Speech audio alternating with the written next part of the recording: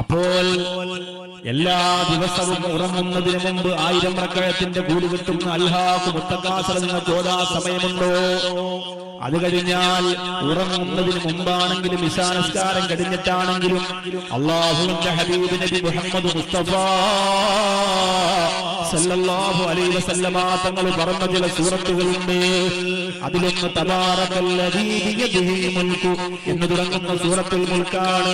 അല്ലാഹുവേ, നമുക്കിന്നതിന്റെ വിലയറിയില്ല, അതിന്റെ മൂല്യമറിയില്ല, അതിന്റെ സ്ഥാനമറിയില്ല.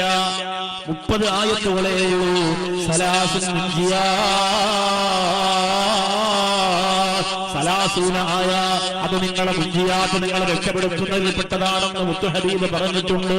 അത് സൂറത്തുൽ മുൽക്കിന്റെ 30 ആയത്തുകളാണ്. എത്ര സമയം വേണം നിങ്ങളെ? ഒരു പാട്ട് കേട്ടു തീരുന്ന സമയം പോലും വേണ്ട, ഒന്ന് വർത്താനം പറയുന്ന സമയം പോലും വേണ്ട, ഒരു കട്ടൻ ചായ കുടിക്കുന്ന സമയം പോലും വേണ്ട. സൂറത്തുൽ മുൽക്ക് പാരായണം ചെയ്യാൻ അത് പാരായണം ചെയ്യുന്നവരെ കബറിന്റെ അകത്ത് ശിക്ഷിക്കൂല.